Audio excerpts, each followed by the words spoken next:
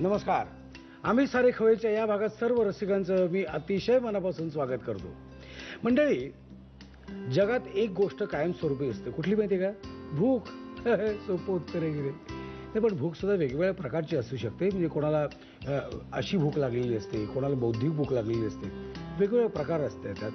पण भूक म्हटल्यावर साधारणपणे भूक लागते ती रागवल्यानंतर भूक लागू शकते. रागवल्यानंतर मग आईस्क्रीम वगैरे आपण काहीतरी खातो.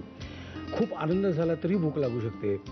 पहिला प्रयोग असेल नाटकाचा तर मला कडकडून भूक लागते, किंवा टेन्शन आलं तरी भूक लागते, दुःख झालं तरी भूक लागते. थोडक्यात काय, भूक ही कायमस्वरूपी असते, आहे की नाही.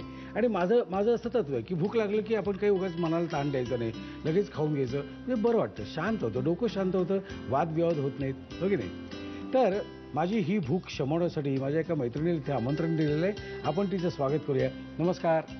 आपलं नाव? नेहा राजेश फणसे. नेहा राजेश फणसे. कुठे राहता आपण? मी दादरला. दादरला.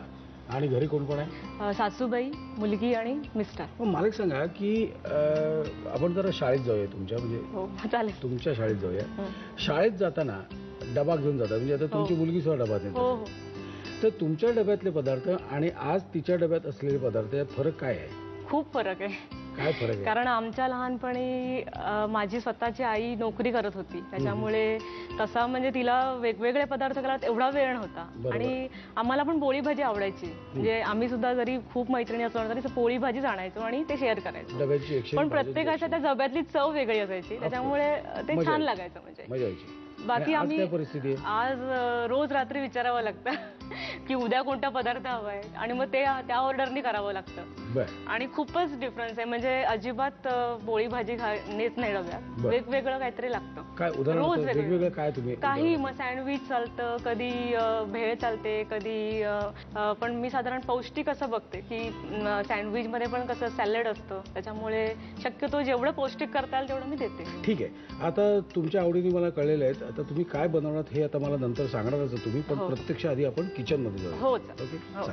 आपली आजची पहिली रेसिपी काय आहे? लापशी रवा. लापशी रवा. लापशी रव्याचा उपमा. हे कुठे शिकलात तुम्ही? आईने सांगितले. माझ्या आई म्हणजे तुमची आई का सासूबाई? नाही, माझी आई. तुमच्या आईने? हो. आधी शिकवलेलं का? शिकवलेलं नाहीये, ती म्हणजे ती करते. म्हणजे लग्नाच्या आधी हे सगळं करून पाठवलेलं तुम्हाला, तयार करून पाठवलेलं? हो हो. ओके. साहित्य सांगतो मला काय काय?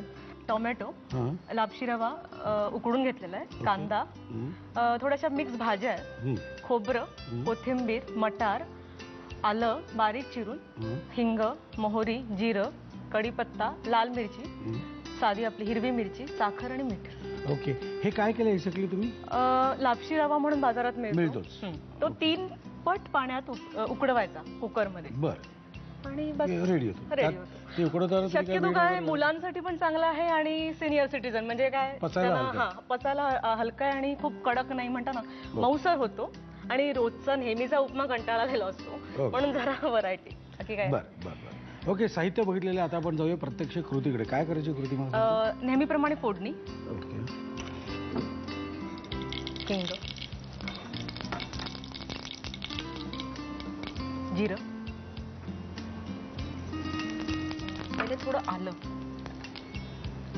कढीपत्ता, लाल मिरची, आणि आता सगळ्या एक एक भाज्या. आधी सगळ्यात पहिले मटार थोडे आधी घालायचे. मटार आधी थोडे. आता कांदा हे घेऊ का? टोमॅटो आणि ही मिरची का नंतर, कारण सगळ्यांनाच हिरवी मिरची आवडत नाही, जर मुलांना करायचं असेल तर, म्हणून थोडीशी नंतर. आत्ता घालायची का नंतर घालायची? आत्ता घालायची. आत्ता घालायची, पण फोडणी सुरुवातीला नाही. सुरुवातीला आपण घालतो तशी नाही घालायची. इथे माझ्यासारखी थोडीशी अशी मध्यम वयीन मुलं, त्यामुळे आम्हाला तिखट चालेल. नंतर थोडं साखर आणि ही भाज्या, ह्या सगळ्या भाज्या. बरं. हे मुलांसाठी आहे ना स्पेशल? म्हणजे मुलं खात नाही झाली आजकाल, जरा नखरे करतात. सगळ्या आईची हीच असते तक्रार. का कोणास ठाऊक, का कोणास ठाऊक, म्हणजे खरं आहे ते आहे. खरं आहे. आणि मीठ ह्यातच थोडं घालायचं, आलं पण ह्यातच घालायचं. आता थोडी एक वाफ येऊन दे, आणि मग रवा. हिला ठेव. आता ही चांगली वाफ आली आहे, तर ह्याच्यात हा रवा घालायचा. ओके.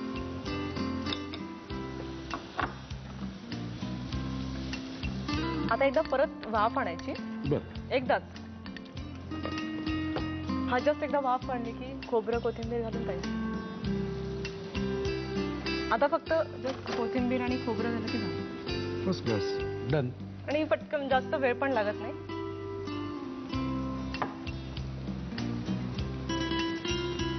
क्या बात है. रेडी टू सर्व ना. Ready to write. Then write it down. Take a pen, take a notebook and listen what I am trying to tell you. Write it very properly. You should understand what you have written. Okay? Now write it down and don't make me talk English anymore. लापशी रव्याचा उपमा बनवण्यासाठी लागणारं साहित्य: tomato, उकडलेला लापशी रवा, कांदा, भोपळी मिरची, गाजर, फरसबी, ओलं खोबरं, कोथिंबीर, मटार, आलं, हिंग, मोहरी, जिरं, कढीपत्ता, सुक्या लाल मिरच्या, हिरव्या मिरच्या, साखर आणि मीठ. कृती: लापशी रवा 3 पट पाण्यामध्ये कुकरमध्ये उकडून घ्यावा. कढईमध्ये तेल गरम करून त्यामध्ये हिंग, मोहरी, जिरं, आलं, कढीपत्ता आणि लाल सुक्या मिरच्यांची फोडणी करावी. त्यामध्ये मटार, कांदा, टोमॅटो, हिरव्या मिरच्यांचे तुकडे, साखर, भोपळी मिरची, वाफवलेलं गाजर, वाफवलेली फरसबी आणि मीठ घालून एक वाफ काढावी. या मिश्रणात उकडलेला लापशी रवा, ओलं खोबरं आणि कोथिंबीर घालून उपमा वाफवून घ्यावा.